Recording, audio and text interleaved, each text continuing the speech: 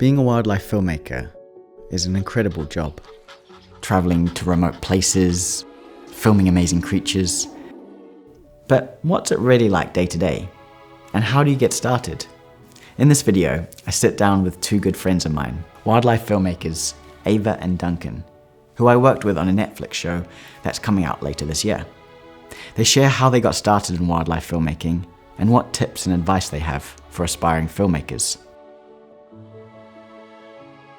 I'm Sebastian, a documentary filmmaker with over 20 years of filmmaking experience. On this channel, I share the tools, techniques, and tips you need to make your dream documentary. So first up, I asked Ava and Duncan how they got started in wildlife filmmaking.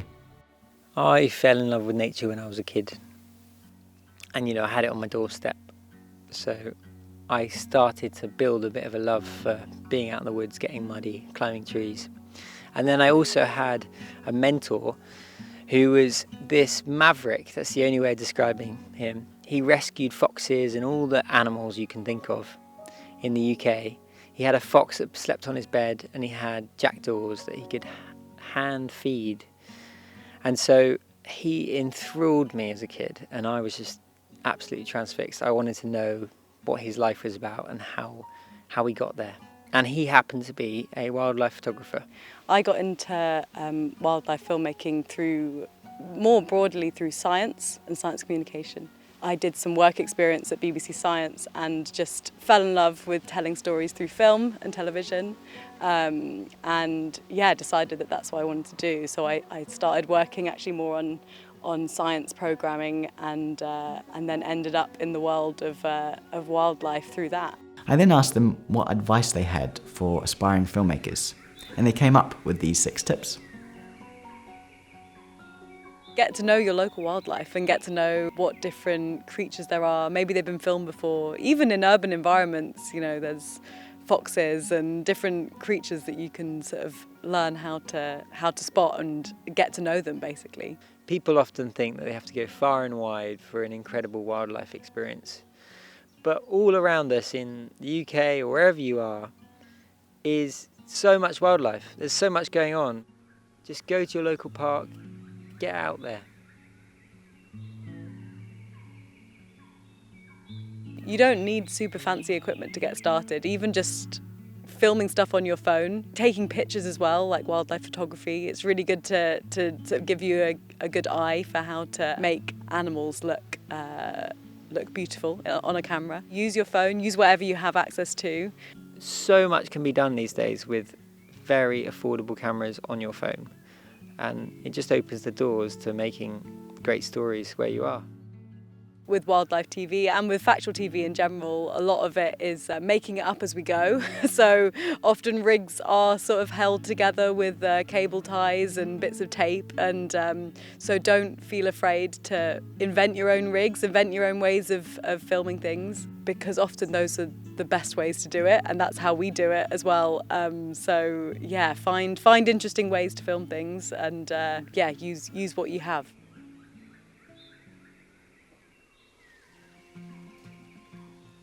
Storytelling is incredibly important, especially in natural history filmmaking. We're often trying to get our audience to engage with creatures that feel completely alien to us. So it's really important to be able to develop stories which our audience can connect with and they can really emotionally connect with. Obviously on location we're always open to changing those ideas based on what the animals are actually doing and the shots we are getting. But I'll often be thinking of it in terms of, what are the emotions attached to those images? What are we trying to say with this story? And it turns just a series of beautiful images into something captivating and into something that audience want to watch and audiences feel connected to. And at the end of the day, that's what we're trying to do, is we're trying to connect a human audience to a natural world. We often answer a few questions like, who is the character and what are they trying to do and what are they trying to achieve, what are their problems? And that might change as you film and as you start going to the edit, but having those in mind when you're trying to film and when you're trying to edit is always going to make a more cohesive story than just a bunch of pretty images.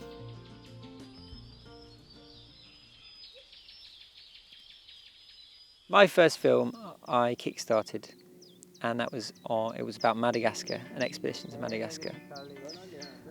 I shot the whole thing on my own. I experimented so much, and it was great. It was a really great process. And then I spent probably the best part of 9 months editing it with a friend and getting it out there.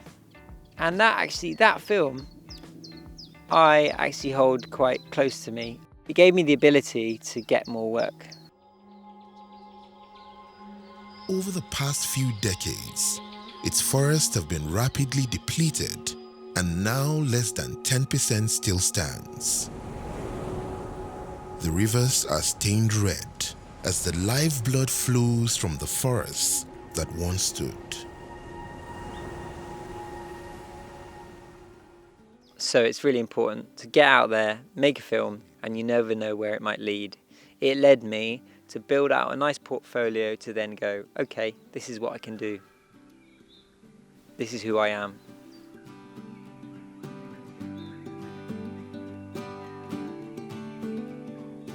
Networking in this industry is really important. Often we're freelance and we move from job to job. So that means that the people that you work with are often freelance and they move around.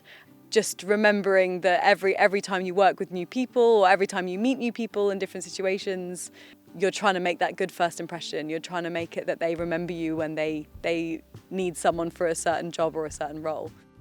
It's quite useful to be clued up on who it is that you're trying to network with. So whether that's a certain production company, knowing the kind of shows that they've made before is a really good thing to show that you have an interest in what they're doing. So again, watching lots of TV, knowing the different production companies and what they make and the content that they make, because when you meet someone from that company, it's always good to be able to talk about something that they've made and that's inspired you, and they'll often think that's pretty impressive thing to have done. If you know that much about their company already, then you've clearly done your homework, and that's often pretty impressive. I would probably try and get yourself on to volunteering at one of the festivals. Would be a really great way of getting in. There's a great festival called Festival of Nature in Bristol. And then there's a really good festival called Wild Screen, which is international. You meet all these amazing filmmakers from around the world, all specialising in nature films. In Bristol, where I'm based, there's lots of different groups of wildlife photographers and wildlife filmmakers who are often happy to collaborate and keen to share kit and share experiences as well. Often those groups are really good for people who are even just enthusiasts, not necessarily professionals, but have a really good idea of how to film certain animals. So see in your local area, see if there's people who are interested in that.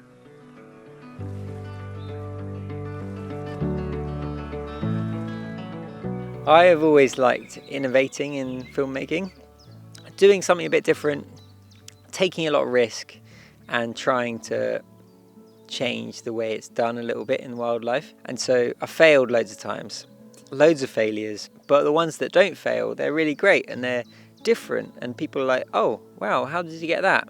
So I always think it's good to go out there and not just kind of go with the norm. Once you've learnt your skill, go out and do something a bit different. Part of wildlife filmmaking is failing and learning from those mistakes as well. Every time you don't get a shot or a sequence or a shot doesn't quite work, you're learning for the next one, and you're able to use what you learned from things not working and then make it work the next time. It's always good to have those ambitions and be prepared that they might not work and that it might fail.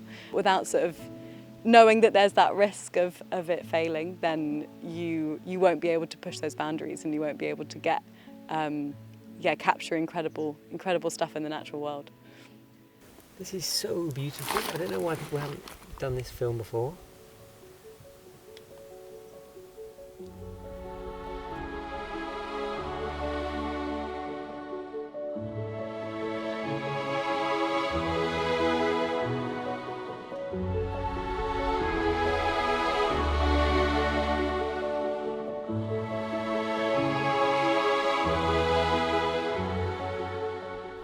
I hope these insights and tips have inspired you to take your first step to improving your skills in wildlife filmmaking. Remember, it's about starting with what you have, getting out in nature, and always keeping an eye out for those unexpected moments that make this job so special. Also, if you're wanting more filmmaking tips, I've put together a free wildlife filmmaking guide to help you get started as a wildlife filmmaker, which you can get by clicking the link in the description below. Also, don't forget to like, subscribe, and share this video with anyone who dreams of becoming a wildlife filmmaker. Thanks for watching, and see you in the next one.